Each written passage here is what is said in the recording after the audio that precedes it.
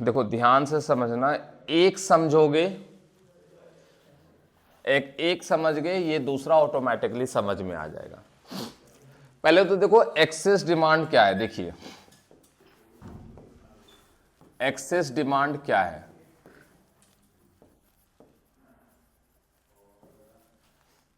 पहले इसका डिफरेंस समझो। अगर मैं ये बोलूं कि एडी ग्रेटर देन एएस है, तो क्या ये एक्सेस डिमांड है एक्सेस डिमांड? ये एक्सेस डिमांड नहीं है। यहीं पर बच्चा कंफ्यूज होता है, राइट। एक्सेस डिमांड तब बोलेंगे when AD is greater than AS corresponding to full employment level, right, corresponding to full employment level.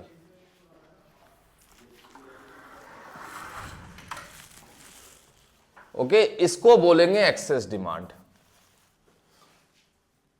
अगर एडी ग्रेटर देन एएस है तो वो नॉर्मल सिचुएशन है जो चैप्टर नंबर 2 में पढ़ा था कि यहां पर प्रोडक्शन क्या होगा, इंक्रीज होगा, एम्प्लॉयमेंट इंक्रीज होगा, बट इसमें अलग है। इसीलिए याद रखिएगा एक्सेस डिमांड तभी बोलेंगे when AD is more than AS corresponding to full employment. But what is full employment?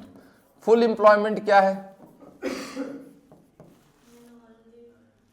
Full employment का मतलब है कि all workers who are willing to work, ठीक है, at existing wage rate, they get work। इसको बोलते हैं full employment. आ रही बात समझ में? इसको क्या बोलते हैं? फुल, मतलब रिसोर्सेस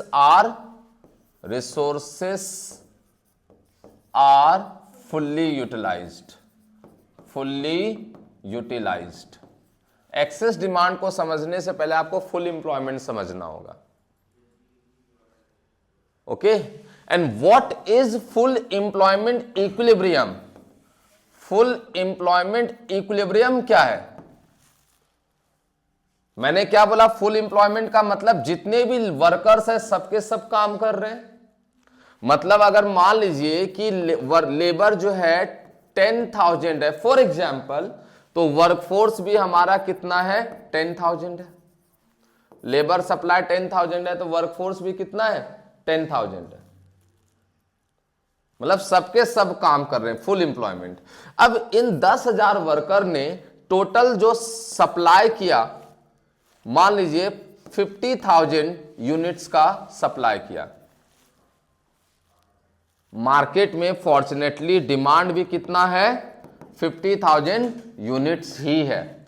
जब एडी इक्वल टू एएस होता है तो आप इसको क्या बोलते हैं? इक्विलिब्रियम बोलते हैं।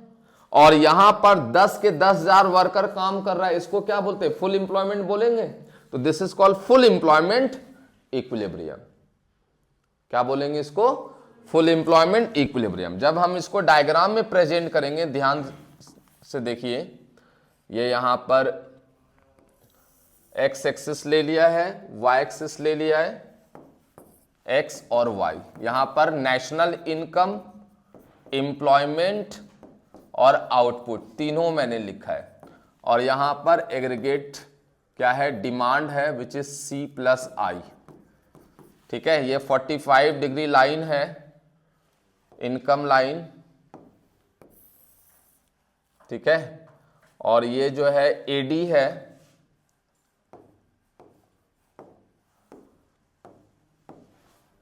ये एडी है at full employment level. AD जो है ये फुल एम्प्लॉयमेंट पर है, ये y इक्वल टू एएस है। ध्यान से समझिए, तो ये जो जहां पर एडी एएस इंटरसेक्ट करता है, this is called equilibrium point. इसको कौन सा पॉइंट कहते हैं? इक्विलिब्रियम, जो हमने चैप्टर नंबर 8 में पढ़ा है, एडी एएस अप्रोच। ठीक है, इसको कहते हैं इक्विलिब्रियम। लेकिन ये एग्रीगेट डिमांड किस पे है? फुल एम्प्लॉयमेंट पे है, तो इसको कहेंगे फुल एम्प्लॉयमेंट इक्विलिब्रियम पॉइंट। ठीक है, ये जो पॉइंट ई है it represent full employment equilibrium point and corresponding two point E OM जो है वो full employment equilibrium level of national income है। क्या मतलब है?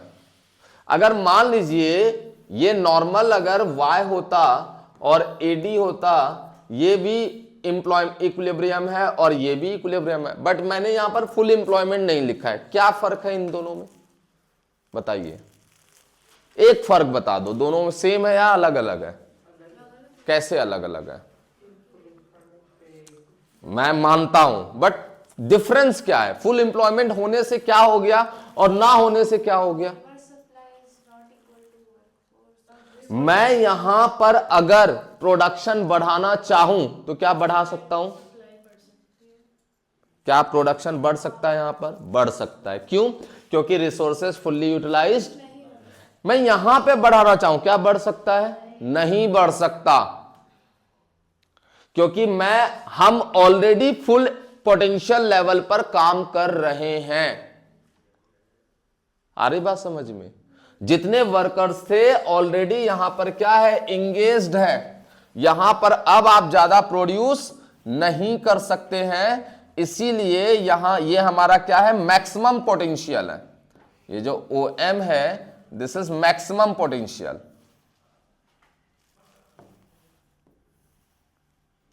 अरे बात समझ में? You can not produce more than OM unit of output. यहां तक क्लियर है? वी नो दैट AD क्या होता है? C प्लस क्या होता है? I होता है। Due to increase in investment AD curve shift upward. Investment increase होने के कारण जो है AD कर्व जो है वो अपवर्ड शिफ्ट हो गया। ये ठीक है, यहां पर जो AD है वो है C plus I plus delta I। Due to increase in investment AD curve जो है वो अपवर्ड शिफ्ट हो गया है। Due to what? Delta I। क्योंकि I हमारा क्या होता है? ऑटोनॉमस नेचर का होता है, हमें पता है ये बात समझ में आ रहा है? अब मुझे एक बात बताओ, अब जो डिमांड है इस इनकम पर, क्योंकि मैक्सिमम आउटपुट तो इतना ही है हमारा, इससे ज्यादा प्रोड्यूस कर नहीं सकते, बट इसके कॉरस्पॉन्डिंग जो डिमांड हो गया वो इंक्रीज होकर के वो इतना हो गया। ठीक है, डिमांड जो है वो इतना हो गया है, इतना EF। क्या मैं ये जो एडिशनल डिमांड है क्या मैं इसको फुलफिल कर पाऊंगा? नहीं कर पाऊंगा, क्योंकि मेरा मैक्सिमम पोटेंशियल आउटपुट इतना ही है। अगर मैं इसको थोड़ा यहां दिखाऊं तो मैं ज्यादा से ज्यादा इतना कर सकता हूं, इतना डिमांड और इतना सप्लाई है, इससे ज्यादा डिमांड फुलफिल नहीं कर सकते। समझ में आ रही बात? बोलो भाई। तो ये जो गैप है, ये जो E और F गैप है, इस गैप को कहते हैं हम क्या? Excess demand which can not fulfilled by producers because the economy is already operating at full employment level, at full potential level. Demand बढ़ने का कोई तो रीजन होना चाहिए। तो we assume that due to increase in investment AD increases from ADF to AD1, right? So new demand is पहले EM था, पहले जो न्यू डिमांड था, पहले डिमांड EM था हमारे पास इतना, ठीक है, तो हम इतना आउटपुट प्रोड्यूस कर रहे थे। अब डिमांड हो गया कितना? FM। AD पर इतना डिमांड था और AD1 पर इतना डिमांड है, हम प्रोड्यूस कर ही नहीं सकते FM यार, ठीक है, क्योंकि ऑलरेडी फुल पोटेंशियल पर है। तो ये जो गैप है क्या? EF, इन दोनों के बीच का जो गैप है this is called excess demand. इसी को हम क्या कहते हैं? एक्सेस डिमांड कहते हैं। ये बात पहले समझ में आ रहा है? यही लिखना है बच्चों, यही लिखना है। अगर पेपर में आता है what do you mean by excess demand, explain it diagram, तो इतना बना करके पहले लिखना है कि एक्स एक्सिस पर हमने ये शो किया है, वाई एक्सिस पर ये शो किया है, एडीएफ जो है aggregate demand at full employment पर है, point E full employment equilibrium level of income है। फिर उसके बाद लिखना है due to increase in investment AD curve shift upward from ADF to एडी1, right? Now the new demand is FM, है ना, एट व्हाट, एडी1। अब पहले क्या था, EM, at what, ADF. The difference between एडी1 and ADF, that is FEF, is called excess demand. बोलिए आ रहा है समझ में? मुझे एक बात बताओ, अगर मैं आपसे ये पूछूं कि एक्सेस डिमांड का इंपैक्ट क्या है, what is impact of excess demand, ठीक है, मैं बोलूं कि बताओ आउटपुट बढ़ेगा, तो आपका क्या आंसर होगा? बताइए, क्या आउटपुट बढ़ेगा एक्सेस डिमांड के कारण? नहीं। तो फर्स्ट इंपैक्ट है no change in output. Why? Because already operating at full potential level. पहले इधर ध्यान दीजिए बच्चे, आउटपुट नहीं बढ़ेगा। क्या इंप्लॉयमेंट बढ़ेगा? बताइए। जब आउटपुट ही नहीं बढ़ेगा तो इंप्लॉयमेंट भी नहीं बढ़ेगा। नो चेंज इन इंप्लॉयमेंट, ठीक है।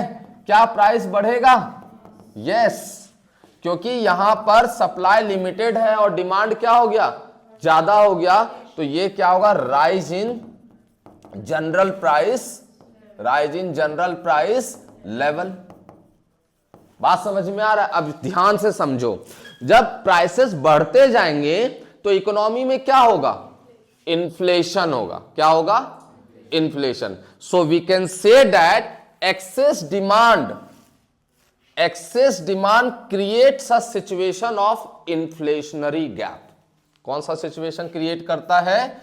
Inflationary gap. कौन करता है? Excess demand.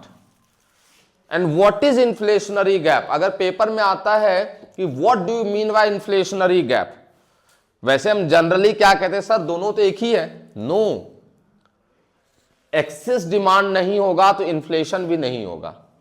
तो inflationary gap is the implications of excess demand, is the result of excess demand, right? Economy में एक्सेस डिमांड है तभी इन्फ्लेशन हो रहा है। तो अगर डिफाइन करने के लिए आता है इन्फ्लेशनरी गैप किसको कहते हैं, तो इसी को कहते हैं। कैसे डिफाइन करेंगे? Inflationary gap is the gap between, कौन सा गैप? बिटवीन एक्चुअल डिमांड और एक्चुअल डिमांड आपका क्या है? AD1 है ना? AD1 आपका एक्चुअल डिमांड है। And demand at full employment level, वो क्या है आपका? वो है ADF, ठीक है। मतलब AD1 पर जो आपका वो डिमांड है वो है FM, क्या है? FM है। और ADF पर आपका डिमांड क्या है? EM है। तो इसी को हम क्या कहते हैं, इन दोनों के बीच का गैप जो EF है उसको हम इन्फ्लेशनरी गैप कहेंगे। लेकिन अगर डेफिनेशन आता है तो यही लिखेंगे, it is the gap between actual demand and aggregate demand required at full employment level. लेकिन अगर एक्सेस डिमांड पूछा जाएगा तो क्या लिखेंगे? It is that situation when AD is more than AS corresponding to full employment level. आ रही बात समझ में? तो ये ओवरऑल आपका एक्सेस डिमांड होता है। क्लियर है? अब मैं आपसे एक क्वेश्चन पूछता हूं, आता है पेपर में, आया हुआ है कि excess demand creates a greater scope of employment in the economy. Is it true और फॉल्स? डिफेंड और refute. Excess demand creates a greater scope of employment in the economy. Defend करेंगे या रिफ्यूट करेंगे? बताइए क्या करेंगे? डिफेंड करेंगे। Defend करेंगे? हाँ जी पाजी, करेंगे डिफेंड। हिंदी में समझाता हूं कि एक्सेस डिमांड के कारण जो है एम्प्लॉयमेंट बढ़ेगा। तो क्या आप इस स्टेटमेंट को अग्री करते हैं या डिसअग्री करते हैं? तो ग्रेटर स्कोप जब बोला हो तो वो तो वही बात हुआ, डिसअग्री करेंगे ना, क्योंकि excess demand refers to that situation where AD is more than AS corresponding to full employment. It means the economy is already operating at full employment level. Then how will the economy create the new employment opportunities? Right? So this statement is refuted. समझ आ रहा है? Clear है? इसी का ठीक reverse है deficient demand, ठीक reverse deficient demand. ठीक है, डेफिशिएंट डिमांड क्या है, इसको थोड़ा ध्यान से समझना। इसमें दो कॉन्सेप्ट है डेफिशिएंट डिमांड में हमारे पास। ये तो एक वाई एक्सिस हो गया, ये एक्स एक्सिस हो गया। ठीक है, इसमें भी मैं आपको बता दूं, अगर AD लेस देन AS है तो आप इसको ओनली यही बोलिए कि AD लेस देन AS है। बट इसके बाद अगर लिखा है at full employment level, full employment level, तब आप बोलेंगे कि ये क्या है, डेफिशिएंट डिमांड है। मतलब क्या है, मतलब ये है कि मान लीजिए labour force, labour force labour force किसको कहते हैं, लेबर फोर्स मतलब जितने वर्कर्स हैं हमारे इकोनॉमी में who are willing to work, मान लीजिए 10 लाख है, तो वर्क फोर्स भी कितना है, 10 लाख है। मतलब जितने लोग हैं उतने लोग काम कर रहे हैं, फुल एम्प्लॉयमेंट हो गया। अब इस 10 लाख लोगों ने टोटल प्रोडक्शन किया मान लीजिए 1000 लाख यूनिट्स का, ठीक है, 100 लाख यूनिट्स का, सॉरी, लेकिन अनफॉर्चुनेटली मार्केट में डिमांड ओनली 80 लाख यूनिट्स का है। आ रही बात समझ में? तो 20 लाख यूनिट्स का डिमांड कम है, तो this is called deficient demand. इसको हम क्या बोलेंगे, डेफिशिएंट डिमांड करेंगे। आप दोबारा देखिए, ये फुल एम्प्लॉयमेंट हो गया ना, हो गया ना, 10 लाख लेबर है, 10 लाख काम कर रहा है, फुल एम्प्लॉयमेंट। लेकिन जितना इसने प्रोड्यूस किया मार्केट में डिमांड इतना नहीं है, AD is less than AS corresponding to full employment. तो this situation is called deficient demand. अब इसको डायग्राम पे अगर हम प्रेजेंट करें तो देखिए, ये आपका 45 डिग्री लाइन है, राइट, और ये एक्चुअल AD है, ये एक्चुअल AD है, ये y इक्वल्स टू AS है, और ये AD है आपका C plus I eight full employment level. ठीक है, तो यहां पर पॉइंट E पर इंटरसेक्ट कर रहा है, इसको हम कौन सा इक्विलिब्रियम बोलेंगे, फुल एम्प्लॉयमेंट इक्विलिब्रियम बोलेंगे। यहां पर नेशनल इनकम आउटपुट, ठीक है, एम्प्लॉयमेंट, और यहां पर AD शो किया है, राइट। अब इसके कॉरस्पॉन्डिंग ये जो इनकम होगा वो क्या होगा, full employment equilibrium level of income होगा, बोलो, ठीक है, OM। आ रही बात समझ में? अब देखो, suppose due to decrease in investment AD curve shift downward. Investment, दोबारा रिपीट कर रहा हूं, इन्वेस्टमेंट हमारा ऑटोनोमस होता है, तो AD कर्व जो डाउनवर्ड होगा वो पैरेलल शिफ्ट होगा। तो ये आपका पैरेलल शिफ्ट हो गया, AD 1, ठीक है, AD क्या हो गया, ये 1 which is C plus I minus delta I, ठीक है, C plus I minus delta I। अब देखिए हमारे पास पोटेंशियल, इसको थोड़ा ध्यान से समझो, हमारे पास पोटेंशियल है इतना प्रोड्यूस करने का, लेकिन मार्केट में डिमांड सिर्फ कितना है, इतना, मतलब इतना डिमांड है। तो ये जो गैप है EF, इसको हम क्या कहेंगे, डेफिशिएंट डिमांड। आ रही बात समझ में? लेकिन मैं अगर आपसे ये पूछूं कि आप इसका इंपैक्ट बताइए, इंपैक्ट्स ऑफ डेफिशिएंट डिमांड, ठीक है, डेफिशिएंट डिमांड, तन्मय आप बताओ कि मार्केट में हमारे पास पोटेंशियल था कि मैं इतना प्रोड्यूस कर सकता हूं लेकिन डिमांड इतना ही है, तो आप बताइए आउटपुट क्या होगा, आउटपुट पे क्या इंपैक्ट पड़ेगा, सेम रहेगा, कम होगा, क्या होगा, कम हो जाएगा यार। जब डिमांड ही कम है तो हम आउटपुट भी कम करेंगे, फॉल इन आउटपुट, ठीक है।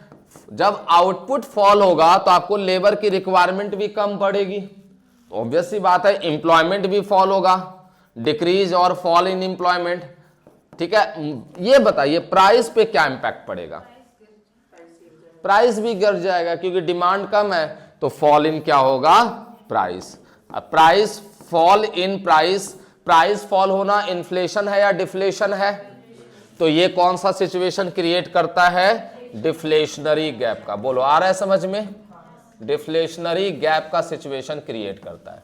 अब इसका डेफिनेशन ठीक रिवर्स हो जाएगा कि क्या है, it is the gap, it is the gap between actual AD, नहीं sorry, gap between AD required at full employment level, full employment level, जो कि कितना है एडी फुल एम्प्लॉयमेंट पर, ईएम है, कितना है, ईएम है, and AD actual AD, and actual AD जो कि कितना है, एफएम है। तो इन दोनों का गैप जो है आपका ईएम में से एफएम माइनस कर दूं तो ईएफ क्या होगा, डिफ्लेशनरी गैप होगा। समझ आ रहा है, क्लियर है। तो ये आपका एक्सेस डिमांड का मैंने पहले इंपैक्ट बता दिया, डेफिशिएंट डिमांड का इंपैक्ट बता दिया, डिफ्लेशनरी गैप का मीनिंग बता दिया आपको, इन्फ्लेशनरी गैप का मीनिंग बता दिया, ठीक है। ये दो बहुत इंपॉर्टेंट, और सुन लो इसका इंपैक्ट आया हुआ है कई बार, बस ये याद रखना कि अगर क्वेश्चन आता है व्हाट एडजस्टमेंट, दोबारा बोल रहा हूं, what adjustment will take place if AD is more than AS, ठीक, कहीं फुल एम्प्लॉयमेंट वर्ड यूज किया, नॉर्मल सिचुएशन है ये। तो इन दिस सिचुएशन डिमांड ज्यादा है सप्लाई से, तो प्रोड्यूसर क्या करेगा, प्रोडक्शन इंक्रीज करेगा till this become equals to this. लेकिन अगर यही पूछता what adjustment will take place if AD is more than AS corresponding to full employment, there will no change in output and employment in the economy, only price will rise. Yes, if AD is more than AS corresponding to full employment level, it means the economy is already operating at full potential. Question repeated. What adjustment will take place if AD is more than AS corresponding to full employment level? So will the economy able to produce more output? No, right? Because the economy is already operating at full potential. So there will no change, no rise in output, no rise in employment, only price will rise. Clear है? एक बार revision कर लेना please, ठीक है। तन्मय कुछ doubt है बेटा?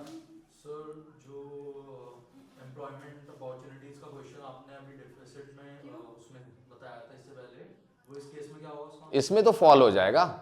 अगर इसमें आता है डेफिशिएंट डिमांड, ठीक है, decrease the opportunity of employment in the economy, yes, क्योंकि फुल पोटेंशियल पे हम प्रोड्यूस तो कर रहे बट डिमांड नहीं है फुल पोटेंशियल में, तो हमारी पोटेंशियल धीरे धीरे डिक्रीज होगी, फिर आउटपुट भी डिक्रीज होगा। पोटेंशियल डिक्रीज नहीं होगी, आउटपुट डिक्रीज हो जाएगा। पोटेंशियल तो वही रहता है, आउटपुट डिक्रीज हो जाएगा। जब मेरे पास ट्यूशन ही नहीं है, बच्चे ही नहीं है, मेरी पोटेंशियल तो है बट मैं टाइम ही नहीं दे पा रहा हूं क्योंकि डिमांड ही नहीं है मार्केट में, राइट? और कोई डाउट है?